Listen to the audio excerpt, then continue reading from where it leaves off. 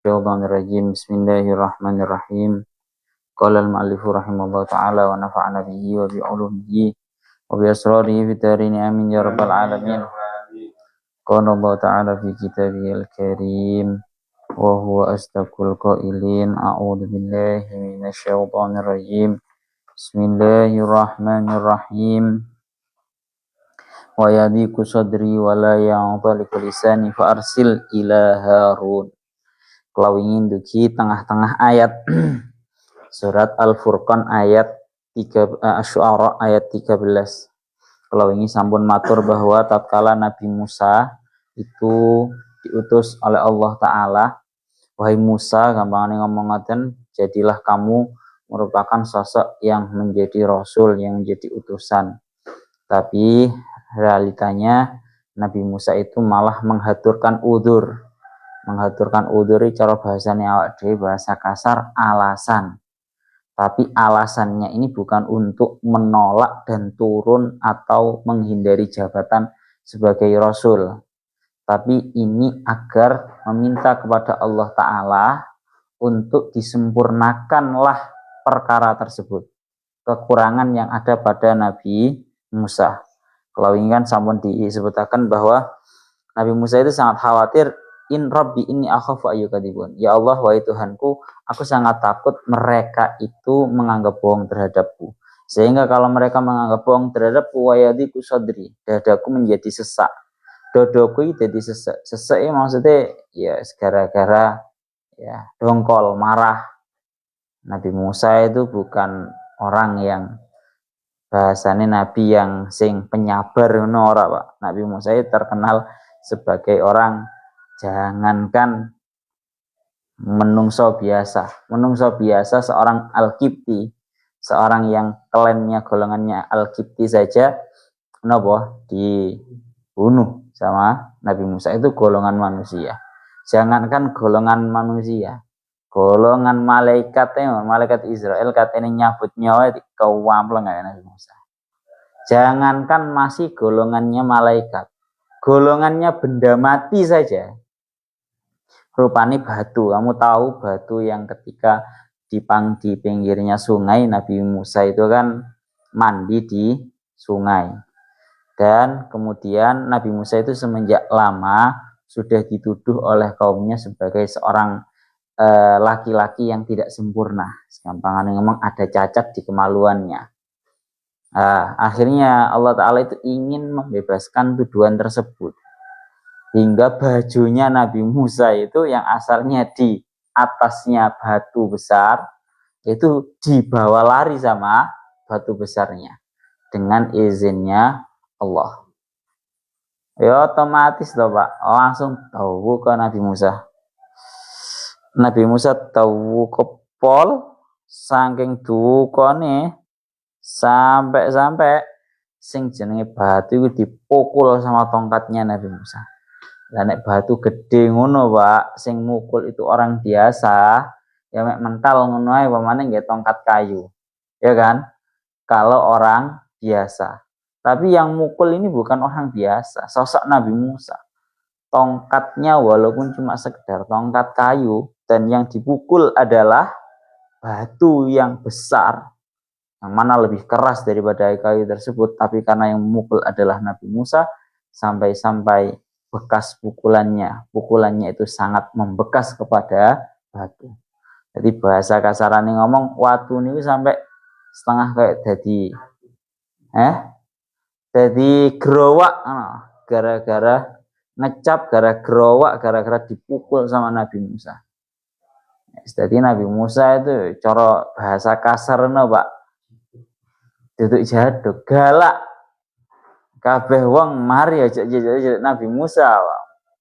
Tapi walaupun seperti itu, Nabi Musa itu ketika menjalani sebuah jabatan menjadi rasul, tidak lantas beliau itu merasa bahwa beliau itu pantas. Oh ya, aku pantas jadi seorang rasul. Mboten.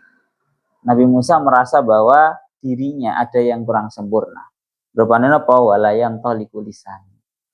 Lisanku tidak bisa mengucapkan secara lancar. Aku iki gak iso Pak lek lancar ngomong penyampaiannya bagus gak bisa, karena di mulut saya itu ada uqdah, dawuhnya Nabi Musa. Ada sebuah bundelan yang dulu terjadi karena waktu kecil itu beliau memakan sebuah bara api. Nah, kamu juga gitu. Kiranya kamu tidak merasa sempurna dan kiranya kamu butuhkan sosok saudara, ajak saudara kamu untuk ya dalam hal apapun itu ya. Kamu punya bisnis, kamu punya ngaji, kamu punya apa, diajak saudaranya. Lane iki ya termasuk gampangane ngomong lek aku oleh hadis bin nikmah ya biasanya aku ya ngono kuwi Pak. Aku lek metu ngono ya sekirane menurut saya penyampaian saya itu kurang bagus ya aku nggak Gus Wais. Gus Wais tak cangking kayak sawir nang Sidoarjo. Kan ya secara kalau mungkin bahasa kulong, secara ilmu mungkin sama lah. Tapi secara penyampaian mungkin masih bagus Gus Wais. Ya tak aja biar Gus Wais yang bayin. Jadi gitu loh. Jadi jangan ada istilah ketika kamu mendapatkan sebuah jabatan lantas kamu merasa kamu sudah pantas, nggak perlu bantuan orang, jangan. Kita harus sadar tentang hal ini. Lalu kita lanjutkan lagi. Seperti yang didakwakan oleh Al-Imam Fakhruddin Ar-Razi bahwa kesimpulannya Nabi Musa itu sangat sadar bahwa di dalam dirinya itu terdapat sebuah kekurangan yang andaikan kekurangan tersebut tidak disempurnakan oleh saudaranya, niscaya hal tersebut akan membuat tujuan utama risalah, yaitu disampaikannya risalah itu tidak tercapai. Kan bahasanya kemarin sampun kula bacakan ya. Yang pertama, beliau itu Nabi Musa itu mengutarakan dua alasan. Bisa kamu tulis 2 alasan, bisa kamu tulis 3 alasan sami mawon. Alasan yang diutarakan Nabi Musa yang pertama adalah inni akhafu ayyukadzibun. Tulis di atasnya. Di atasnya inni akhafu ayyukadzibun ditulis 1. Itu alasan yang pertama dari Nabi Musa, bahwa Nabi Musa itu takut dianggap bohong sama sinten? Kaumnya, terutama Fir'aun. Sangat takut. Nanti ada keterangannya kenapa kok nanti dianggap bohong. Itu tulis di atasnya Rabbi ini akhafu ayyukadzibun wa yadiku sadri. Itu alasannya Nabi Musa yang pertama. Alasan yang kedua yaitu wala yantaliqu lisan. Bahwa Nabi Musa merasa di mulut beliau itu ada napa? Ada sebuah bundelan. Ini 2 alasan. Alasan yang ketiga nanti akan kita bahas di setelah ayat ini, di ayat yang 14. Walahum alayya dzambun fa akhafu ayyaqulun. Nabi Musa itu punya kesalahan yang sudah terjadi. Ya, Nabi Musa itu punya dosa, punya salah pada zaman lampau. Rupanya napa? Nabi Musa pernah membunuh dari golongannya kaumnya Fir'aun, ya, kaumnya Nabi Musa, kaum Bani Israel.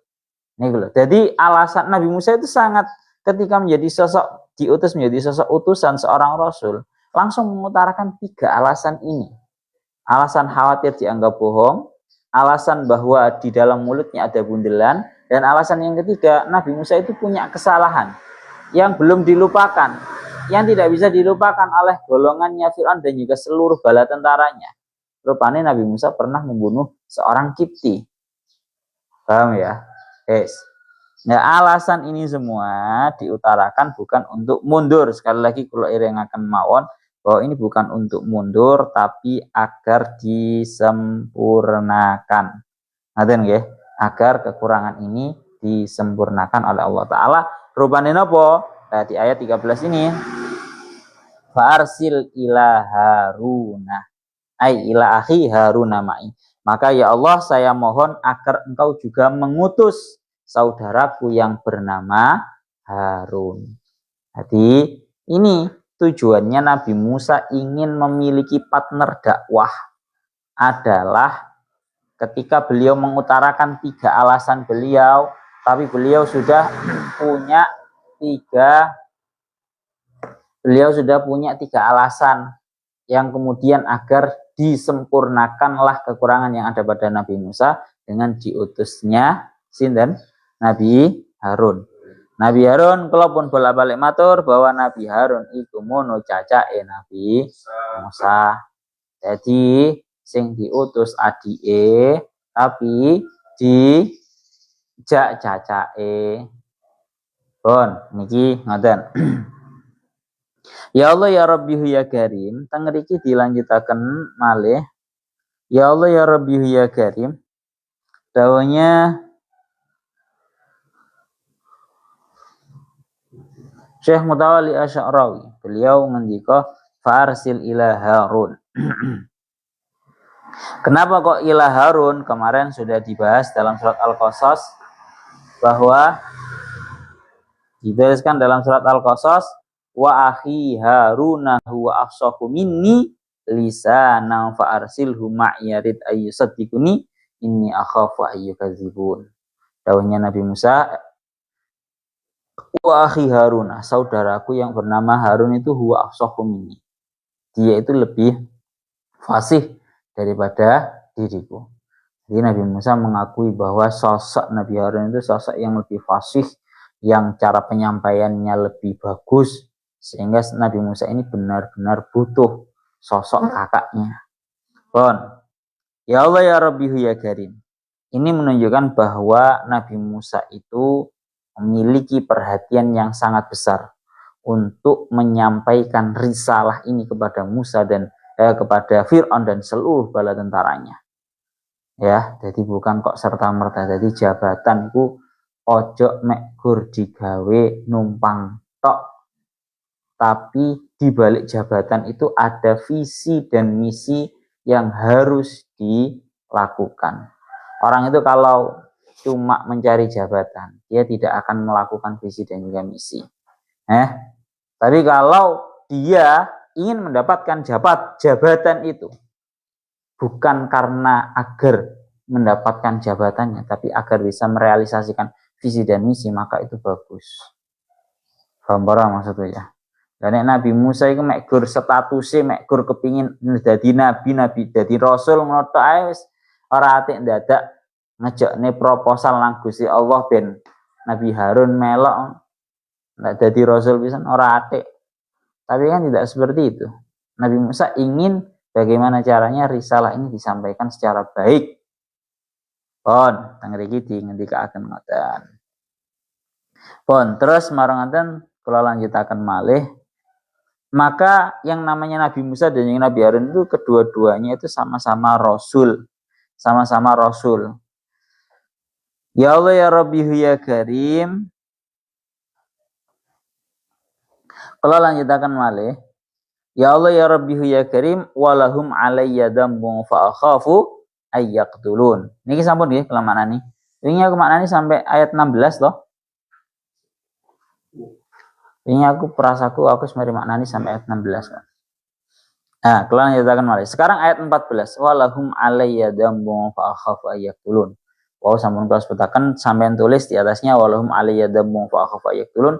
Ini alasan Nabi Musa yang nomor 3. Alasan Nabi Musa yang nomor 3 bahwa Nabi Musa itu memiliki kesalahan di masa lampau. Rupane napa? Ai biqat fil kibti minhum. Bahwa Nabi Musa dulu itu pernah membunuh terhadap seorang kibti. Bahasa kasarane ngomong membunuh. Bahasa lebih halusnya itu cara bahasane ngeten. Dulu Nabi Musa itu kan ada 2 orang yang sedang bertengkar. Yang mana satu ini dari golongannya Nabi Musa, yang satu dari golongannya orang-orang Kipti itu, golongannya orang-orangnya Fir'aun itu. Nabi Musa belani napa golongannya, seorang laki-laki yang masuk pada golongannya. Mari belani kok kebetulan ditampar Nabi Musa, nampar tok bablas Pak pindah alam misan. Beda masalah beda kejadukan. Esok diselentik ngene tak Nabi Musa wis mati iso, Pak. Kekuatane beda. Jadi bahasa kasar ngomong ora kok sampai niat membunuh ngoten mboten. Mboten ada kok bahasane sampai niat membunuh benar-benar. Nek membunuh tenan iki ya nggawa lating ditusuk iku jenenge membunuh. Nah, kebetulan Nabi Musa itu kan orangnya kuat banget, jaduk banget. Ojo menungso sing dagingnya iki enteng ngene iki, Pak. Dagingnya iki apa iki jenenge empuk, Pak. Watu ae gawa apa ae yo membekas kok. Pamane gur menungso lan keplak ngono tek Nabi Musa mari pindah alam kok bablas dari Nabi Musa. Wah rada repot iki bablas iki. Rame dunyane. Pun itu alasannya Nabi Musa yang ketiga. Fa akhafu ayaktulun. Maka aku khawatir mereka golongannya Fir'aun dan juga seluruh bala tentaranya itu membunuhku atas dosa yang telah aku lakukan di masa lampau. Ngoten. Mulane ya Allah ya Rabbi ya Karim tengriki dingendikaaken kalian Syekh Aswawi beliau dawuh bahwa bedanya diutusnya Nabi Musa dengan diutusnya Nabi Harun adalah fa Musa ja'athur risalah min rabbihi bila wasitati Jibril. Kalau Nabi Musa itu diutus oleh Allah Ta'ala menjadi seorang Rasul dengan tanpa adanya perantara malaikat Jibril. Sedangkan kalau Nabi Harun, wa ingkana hadiron, walaupun walaupun malaikat Jibril itu hadir, wa Harunu ja'at hurrisalah fi dzalikal waqti aidan biwasitati Jibril. Sedangkan kalau Nabi Harun itu diangkat menjadi seorang utusan, seorang Rasul, itu melalui perantara malaikat Jibril. Jadi iki termasuk istimewane Nabi Musa. Kalau pada umumnya kita itu mendengarkan bahwa para nabi itu diangkat menjadi para rasul itu melalui perantara malaikat Jibril. Khusus Nabi Musa itu tanpa perantara. Langsung Allah Ta'ala yang mengangkat. Cara bahasanya ngaten yang mewisuda Nabi Musa menjadi Rasul itu langsung Allah Ta'ala tanpa melalui malaikat Jibril. Ya, cara tentang ayat sampeyan niku wa idnada rabbuka Musa anitil qaumaz zalimin qauma fir'auna ala yattaqun qala rabbi inni akhafu ayyukadzibun. Pun ngriki ngaten. Jadi langsung Nabi Musa itu diwisuda menjadi bahasanya dilantik atau diwisuda jadi napa Rasul itu langsung oleh Allah Ta'ala tanpa melalui perantara malaikat Jibril. Pun ya, itu ngaten. Fa khafu ayaktulun aidihi. Kelanjutannya ayat yang 15, qala kalla fadhhaba bi ayatina inna ma'akum mustami'un. Jadi Nabi Musa karo Nabi Harun itu kompak, walaupun bolak-balik matur syairan yang sering diaturakan akhaka innaman la akhalahu kasain ilal haija bi ghairi silahi. Isa hafal ora ini syairan agar piye carane awak dhewe itu akrab, awak dhewe ku kompak, awak dhewe ku rukun karo sing jenenge dulur.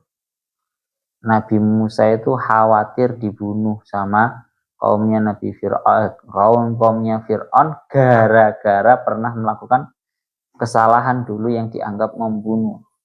Tapi nanti kalau ada saudaranya, ada dulure, bisa enggak aneh gagah, Pak. Karena oleh anak dulur, ya memang seperti halnya orang yang berangkat perang tanpa membawa pedang. Berangkat perang ora nggawa pedang. Berangkat perang ora nggawa bedil.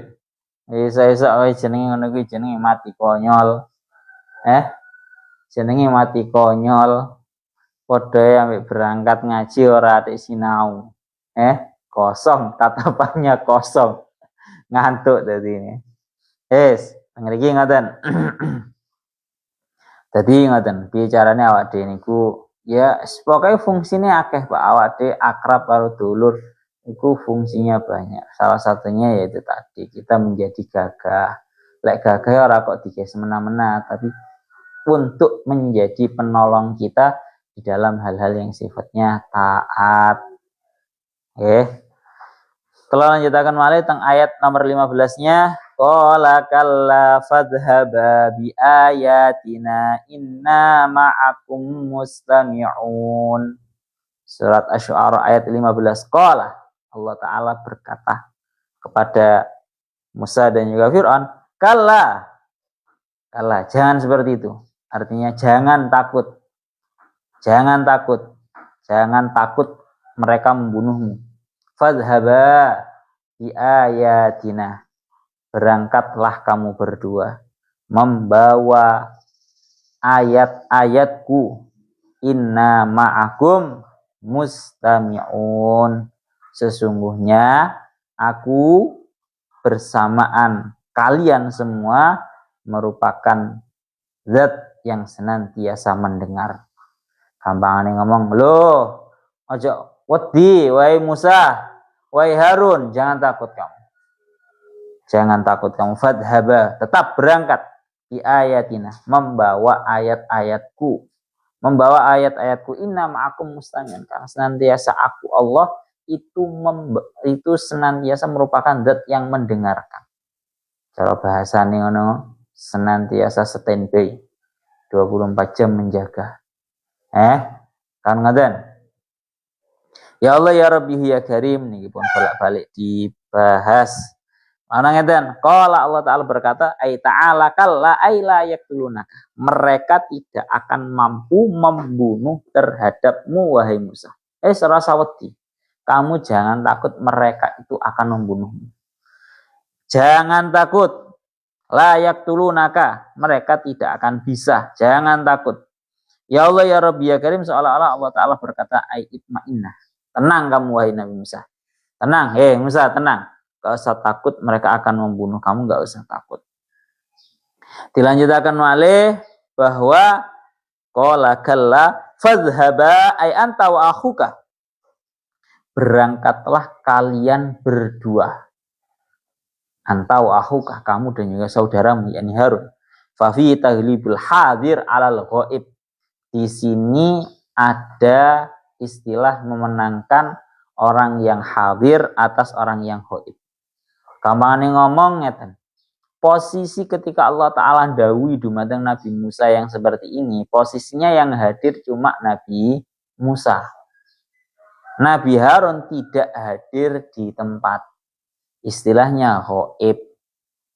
Tapi Allah Ta'ala menghitopinya itu dengan bahasa fadhaba. Berangkatlah kamu berdua. Cara bahasanya posisi umpama nang kene mek sonep tok. Tak omong. Berangkat tok kabeh rek. Padahal sing nang kene mek sonep tok. Umpama. Itu bisa. Namanya taghlibul hadir alal ghaib. Memenangkan orang yang hadir atas orang-orang yang ghaib. Di ayatina, tentunya dengan membawa ayat-ayatku. Tentunya dengan membawa ayat-ayatku. Ya Allah ya Rabbi ya Karim. Tanggal ini dingendikaken ya Allah ya Rabbi ya Karim bahwa Nabi Musa itu mendengarkan dawuh fadhhaba itu langsung kepireng dari Allah Ta'ala. Yasnya aku kepingin nerang nih tapi awakmu salah paham cah. Iya, soalnya pembahasan tauhid itu pembahasan yang kalau untuk orang awam itu sangat bahaya. Cara bahasanya kan fadhhaba, ada dawuh dari Allah Ta'ala, berangkatlah kamu berdua. Ngono ae las. Gak usah terlalu jero, aku dilek awakmu terlalu jero. Seperti yang tidak. Pokoknya kalau ingin tahu bahasa khitabnya bagaimana, cara bahasanya interaksinya antara Allah Ta'ala dan juga Nabi Musa, itu bagaimana interaksinya, itu diterangkan oleh Al-Imam Fakhruddin Ar-Razi di dalam apa iki jenenge tafsir Imam Fakhruddin Ar-Razi. Tak terangno ringkes tapi umpama kamu gak paham ya wis gak terlalu penting daripada kamu nanti mencoba memahami terlalu jauh akhirnya malah salah paham malah bahaya. Kalau dawuhnya Al-Imam Fakhruddin Ar-Razi saya bacakan saja biar enak. Kalau dawuhnya Al-Imam mau kan ngeten, tak jelas nih mana. Bahwa kalimat fadhhaba itu merupakan dawuhnya Allah Ta'ala kepada Nabi Musa dan juga kepada Nabi Harun. Hanya saja perbedaannya kalau Nabi Musa itu langsung mendengarkannya dari Allah Ta'ala dengan tanpa perantara. Kalau Nabi Harun dengar terhadap dawuh fadhhaba itu melalui perantara malaikat Jibril. Sama-sama dengar, cuma bedanya kalau Nabi Musa langsung dari Allah, kalau malaikat Jibril, kalau Nabi Harun itu melalui malaikat Jibril. Ini yang perlu kalau sampai akan sedikit saja kamu biar ya Allah ya Rabbi ya Karim biar tahu, nanti kalau nggak paham diem aja ya. Nah ini loh. Ini sebenarnya pada pembahasan kemarin tentang wa idnada rabbuka Musa. Nada rabbuka Musa, ketika Tuhanmu itu melakukan diskusi. Nada itu kan memanggil. Memanggil gampang ngomong diskusi. Allah Ta'ala berdiskusi dengan Nabi Musa. Ini kan yang menjadi pertanyaan kita selaku orang awam. Ini yang perlu kamu pahami sebelum saya lanjutkan keterangannya adalah bahwa kalamnya Allah, dawuhnya Allah itu tidak seperti dawuhnya para manusia. Dawuhnya Allah itu laisat bisautin wala biharfin. Dawuhnya Allah Ta'ala, kalamnya Allah Ta'ala itu tidak seperti omongannya, ucapannya para manusia. Kalau manusia itu omongannya ada ucapan, ada suaranya, ada hurufnya, ada berdesisnya, ya itu omongan-omongan manusia. Tapi kalau Allah Ta'ala tidak seperti itu. Tidak bisa digambarkan, tidak bisa dibayangkan. Itu dulu. Nah terus bagaimana loh interaksinya Nabi Musa dengan Allah Ta'ala? Ya, interaksinya Nabi Musa dan juga Allah Ta'ala itu gimana? Ikhtalafa ahlu sunnah fin nida alladhi sami'ahu Musa alaihi salam minallah. Para ulama ahlu sunnah wal jamaah berbeda pendapat tentang interaksinya Nabi Musa sama Allah Ta'ala. Menurut hal huwa kalamuhu al-qadim am huwa durbun minal aswat. Apakah ini merupakan sebuah kalamnya Allah Ta'ala yang qadim, ya, ataukah ini merupakan macam dari suara? Yuqalu faqala Abul Hasan al-Ash'ari, menurut kan imamnya para ahlu sunnah wal jamaah itu kan dua, Abul Hasan al-Ash'ari kalian Abu Mansur al-Maturidi. Nah ini beliau-beliau berdua berbeda pendapat. Pendapat yang pertama dari Abul Hasan al-Ash'ari, beliau mengatakan al-masmu' huwal kalam al-qadim. Yang didengar oleh Nabi Musa adalah kalamnya Allah Ta'ala yang qadim. Kalamnya Allah Ta'ala yang terdahulu, yang tidak berupa suara, tidak berupa huruf, yang tidak bisa dibayangkan dengan apapun. Itu kalau menurut Syekh Abul Hasan al-Ash'ari. Lalu tengah lagi diingatkan wa kama anna dzatahu ta'ala la tushbihu sa'iril asya' ma anna dalil dalla alaihi ala anha ma'lumatun wa murattabatun fakada kalamu munazan an musyabahatil huruf wal aswat ma annahu masmu'un. Pendapat pertama yang mengatakan yang didengarkan oleh Nabi Musa itu adalah kalamnya Allah Ta'ala yang qadim, yang mana seperti halnya zatnya Allah itu zatnya Allah itu tidak sama dengan yang lainnya, laisa kamitslihi syai'un wa huwas samiul basir, maka sama. Kalamnya Allah itu juga sama, tidak serupa dengan yang lainnya. Tidak ada suaranya, tidak ada hurufnya, tapi bisa didengar.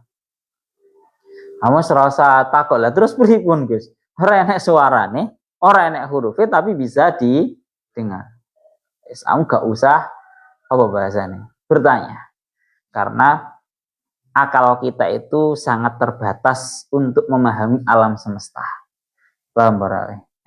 Kalau dicontohkan mudah itu seperti yang didawuhkan oleh Syekh Mutawalli Asy'arawi pada kemarin, bahwa setiap yang ada di atas muka bumi ini bertasbih kepada Allah Ta'ala. Cara ngomongnya itu berbeda-beda. Cara ngomongnya berbeda-beda. Lah, kalau daunnya Syekh Mutawalli Asy'arawi kemarin ya, kamu loh mendengarkan orang Madura ngomong, kamu loh gak paham bahasanya. Ya kan? Padahal itu masih sesama manusia. Tapi beda bahasa saja kamu sudah tidak paham. Dengan bahasa Madura, marono bahasa Lombok, marono bahasa Sunda. Banyak bahasa. Apalagi bahasa sudah beda makhluk. Kamu dengan hewan. Manusia dengan hewan. Gak ada sing paham. Apalagi bahasanya alam semesta. Bahasanya pohon-pohon. Kemarin kan sudah dibahas panjang lebar nih. Iya dia. Masukkan.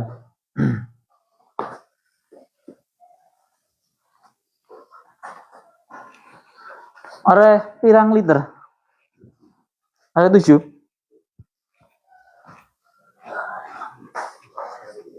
Pas lagi? Apa kurang? Langsung apa melak ngaji? Saling disik no. Langsung aja. Aku ndak gini loh dia.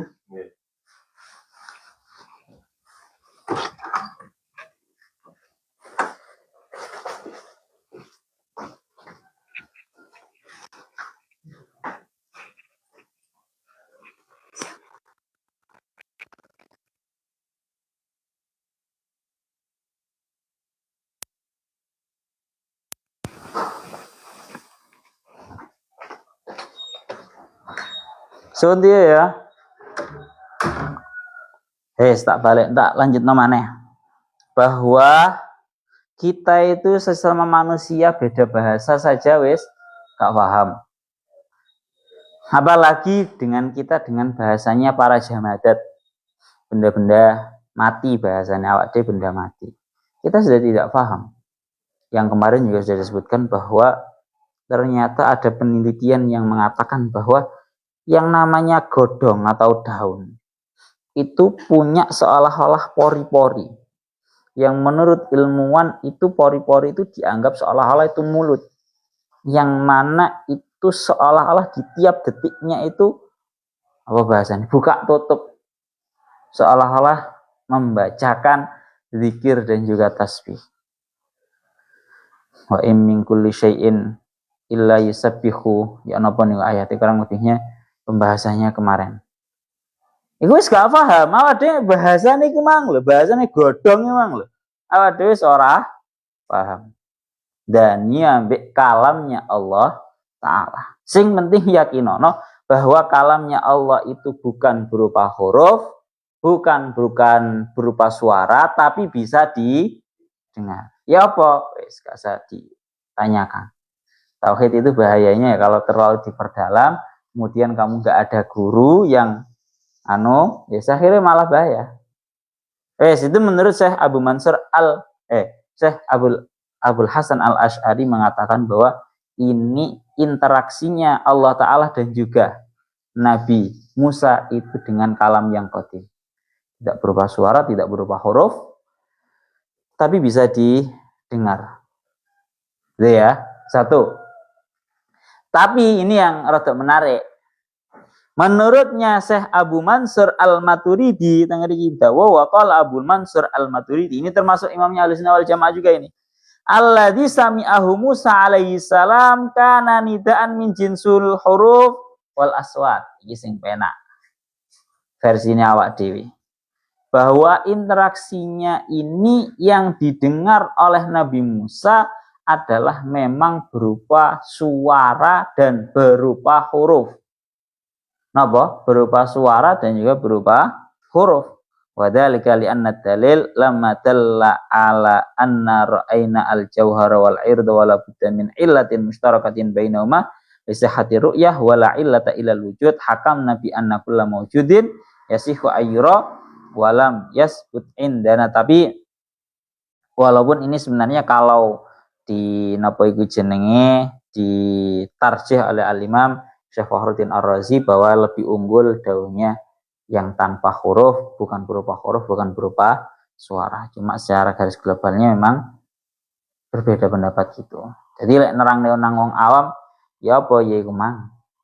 Interaksinya bagaimana? Ya memang daunnya Allah Ta'ala itu fadhaba ayatina, yaitu daunnya Allah Ta'ala. Pun ya. Satu itu. Nah, nomor 2, sekarang kita bahas tentang fadhabane tadi. Berangkatlah kamu Nabi Musa dan juga Nabi Harun bi ayatina dengan membawa ayat-ayatku. Napa? Dengan membawa ayat-ayatku. Dengar iki dingdikaken lho kok jamak. Ayatina itu termasuk jamak apa rek? Astagfirullahaladzim. Nah, ayatina. Di ayatina kelawan pira-pira ayat ingsun termasuk ayat apa? Termasuk jamak. Kenapa dinamakan jamak muannats salim?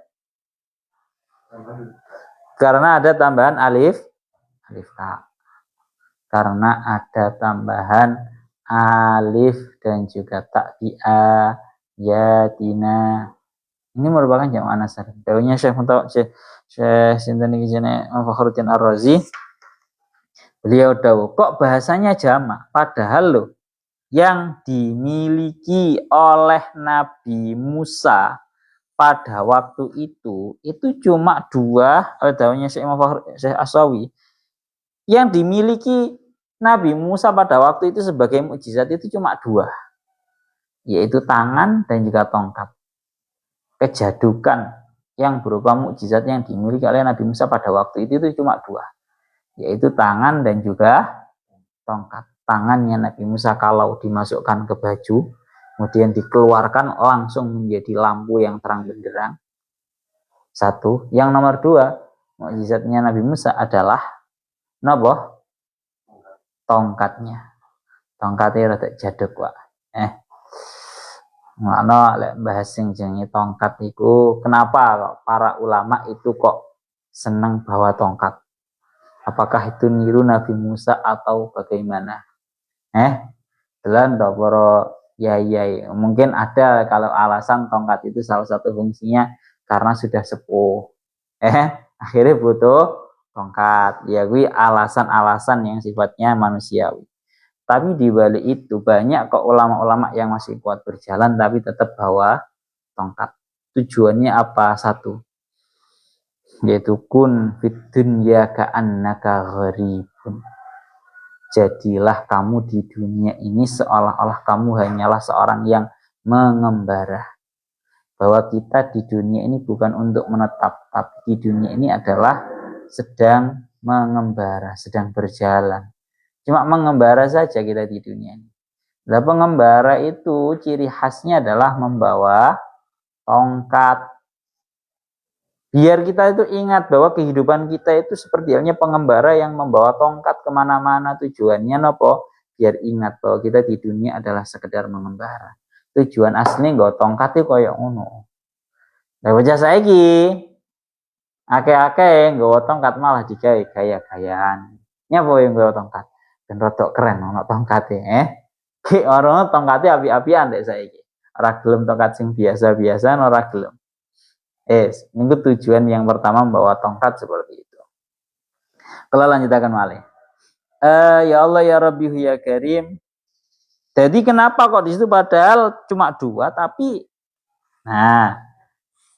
dibahasakan jamak karena di mastamalat al-asa alaihi minal ayat, karena walaupun cuma dua pada hakikatnya sangat banyak sekali mukjizat-mukjizat di dalam tongkat. Tongkat itu bukan sembarang tongkat, banyak sekali mukjizat-mukjizat yang ada di dalam tongkat tersebut. Pun kalau lanjutkan malih.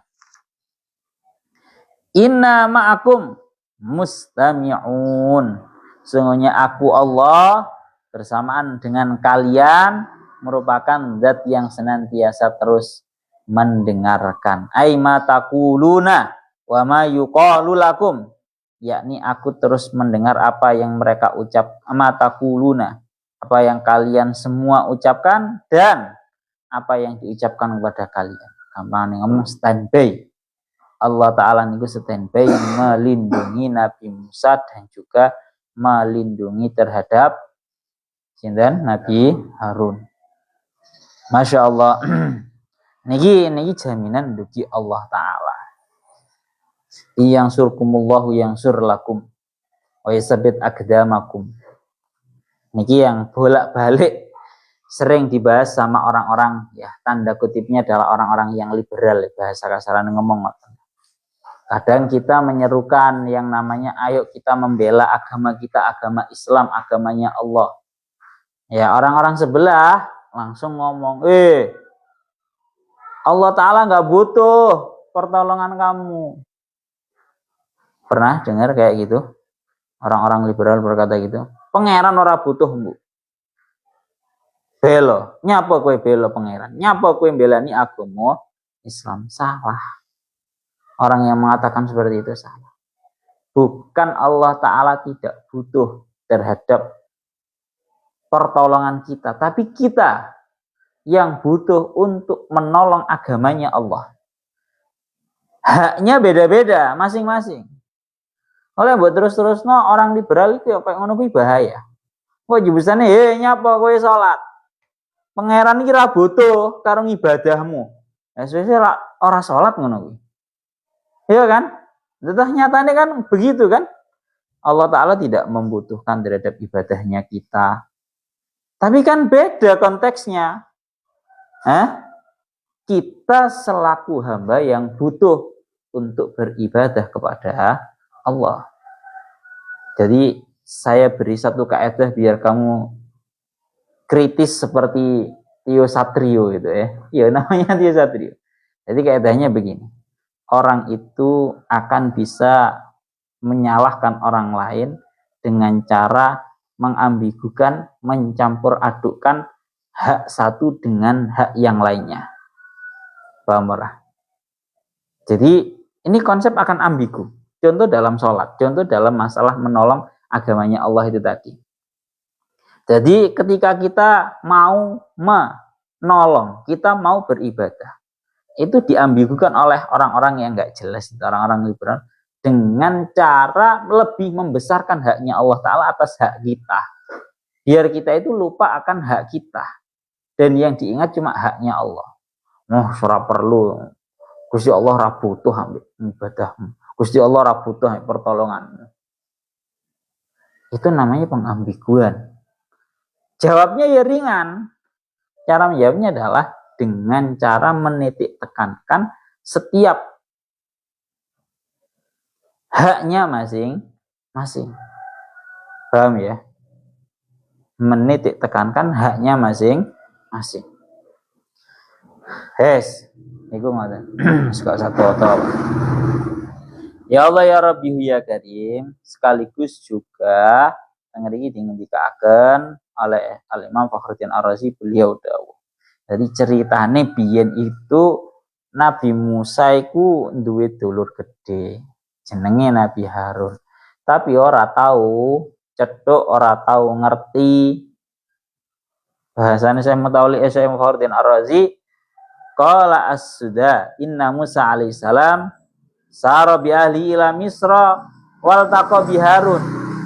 Nabi Musa itu berjalan dengan keluarganya menuju Mesir dan bertemu dengan Harun wa huwa la ya'rifuhu. Tak garis bawahi. Padha ora kenal ya. Dulur tapi ora kenal. Nah, terus faqala ana Musa. Saya itu Musa.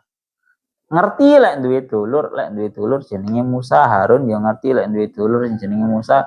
Musa yang ngerti lek kapan duwe dulur sing jenenge Harun. Tapi orang ngerti wajahe dulure iki apa, ora ngerti, ora kenal. Akhirnya Nabi Musa ngomong, "Ana Musa, saya ini Musa." Wa ta'arafa wa amarahu ayan talika ma'ahu. Akhirnya saling kenalan. Oh, kon iku Musa ta. Musa sing beniki ta. Lho ya berarti dulurku lek ngono awakmu iku. Kait kenalan, kait cetuk, kait ngerti. Ya Allah ya Rabbi ya Karim. Kula lanjutaken malih. Masya Allah. Tang riki dingendikaken bahwa dilanjutkan inna ma'akum mustami'un.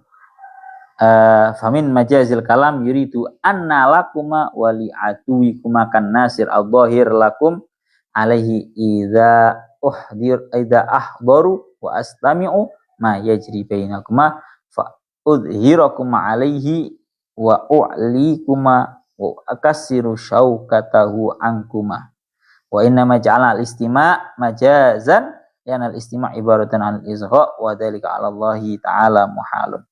Yang iki dingendikaken. Maksudnya istima itu kan makna asalnya adalah mendengarkan loh. Tapi secara makna yang dituju adalah Allah Ta'ala itu senantiasa akan benar-benar menolong Nabi Musa dan Nabi Harun. Kenapa kok bahasanya itu kok ya Allah ya Rabbi ya Karim? Istima mustami'un tangriki bahasane ngoten.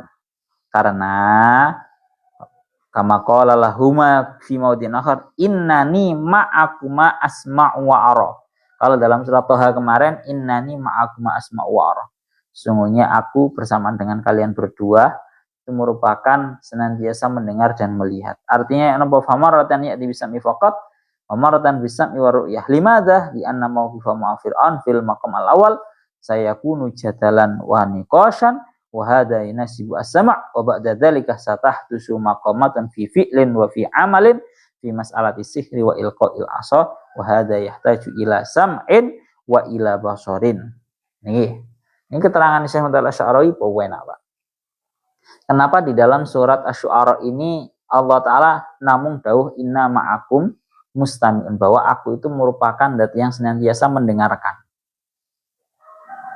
Sedangkan di dalam surat Thaha itu dawuhnya Allah Ta'ala innani ma'akuma asma'u wa ara. Sesungguhnya aku bersamaan kalian berdua Musa Harun itu mendengar dan melihat. Dawuhnya Syekh Muhammad Asy'ari untuk yang Asy-Syu'ara ini yang mengatakan bahwa aku adalah zat yang senantiasa terus mendengar, karena Allah Ta'ala tahu ini awal mula perjumpaan Musa, Harun dan juga Fir'aun. Kalau awal perjumpaan yang ada itu hanyalah sebuah perdebatan omongan saja. Nah, hanyalah sebuah perdebatan secara omongan. Sehingga kalau hanya sekedar ucapan, perdebatan omongan, maka Allah Ta'ala maha mendengar. Lah, baru di pertemuan kedua dan ketiga, ini pasti bukan hanya sekedar omongan. Pasti akan ada sebuah tindakan. Makanya dalam surat Thaha itu asma'u wa ara. Aku mendengar dan melihat.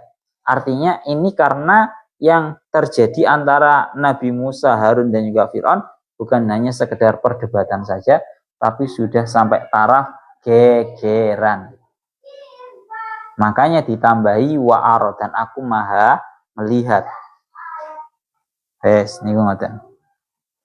Fa'tiya Fir'auna faqula inna rasulu rabbil alamin. Bisa aja ya. Surat Asy-Syu'ara ayat 16. Tapi sebelum ditutup, cuman sekedar pengingat untuk kita semua bahwa kita ini berada di penghujung tahun Hijriyah. Ya, gitu ya. Sekarang kita itu berada di tanggal 29 Dzulhijjah. Ini hari terakhir. Ingin dikatakan oleh Al-Imam Ibnu Rajab Al-Hambali bahwa barang siapa yang berpuasa di akhir tahun dan awal tahun, niscaya akan dimaafkan apa yang di antara keduanya. Wong pokoknya penutupannya bagus, pembukaannya bagus, marono wis. Tengah-tengahnya gak didelok ambek Gusti Allah. Bahasa kasarane ngomong ngoten. Dimaafkan. Malah penting awak dhewe poso ketepaan wang dina Senin. Boleh ora dina Senin kira-kira poso ora kan gak ngerti awak dhewe. Gak ketepaan dina Senin. Tapi umpama ora poso, iki ora masalah. Yang penting adalah bagaimana caranya kita menutup akhir tahun kita dan awal tahun kita besok itu dengan tindakan yang sangat baik sekali. Cara bahasa kasarane ngomong dijogo tenanan. Karena awal sama akhir itu merupakan titik dilihatnya suatu buku catatan. Buku Pak sing paling didelok pertama iki lek gak cover depan ya cover belakang. Cover depan bagus. Cover belakang bagus, sudah dibeli nggak apa-apa, ini bagus itu. Realnya ngoten. Jadi kita usahakan di hari terakhir ini untuk ya sebisanya punya catatan yang sangat bagus, ya rada sregep didik, sesuk ya ngoten. Dan kiat yang paling utama kita di akhir tahun adalah kita punya keinginan yang lebih baik, menjadi sosok yang lebih baik. Ojo bangga ikhla uripe bangga begini aja, jangan. Kita harus punya target. Uripmu iku Pak akan bisa lebih menarik kalau punya target. Target harian, target mingguan, target bulanan, target tahunan. Kalau orang itu punya target harian, mingguan, bulanan, tahunan, hidup akan lebih bermakna dan bersemangat. Hari ini saya harus ngapain aja. Minimal kalau kamu nggak bisa melakukan semuanya itu minimal jadi bagus. Jadi yang pertama, kiat yang pertama adalah kita menutup akhir tahun ini dengan tindakan bertaubat. Awak dhewe mareni apa kebiasaan buruk sing sering kita lakukan di hari-hari, minggu-minggu, bulan-bulan atau tahun yang sudah terlewat ini, bagaimana caranya kita ingin menyudahi wis aku gak nglakoni ngoten malih. Kemudian yang nomor 2 adalah kita harus punya target. Target iki opo? Untuk ke depan itu loh. Kita harus punya target. Katakan saya harus punya target bahwa mulai tahun depan, yakni hari besok 1 Muharram, saya ingin punya target bahwa saya harus target bulanannya minimal khatam Al-Quran tiap bulan. Ditambah target harian, target mingguan, sholat jamaah 5 waktu, target mingguan, puasa Senin Kemis, semisal seperti itu. Kalau kamu hidup punya target seperti ini, hidup kamu itu akan lebih bermakna dan merasa seolah-olah dipacu. Ya, paham ya? Saya rasa cuma 2 ini aja lah, nggak usah banyak-banyak. Yang penting adalah 1. Dan juga 2, bertaubat dan juga punya target. Ya sama kamu kalau punya target itu penak. Orang itu bisa maju itu kalau punya target loh, Rek. Kalau kamu nggak punya target hidup, nggak akan maju hidup kamu itu. Ya gini-gini aja. Gitu loh. Para bos-bos itu bisa maju karena memang punya planning. Apa? Punya planning. Saya dalam jangka 1 minggu khatam Al-Quran.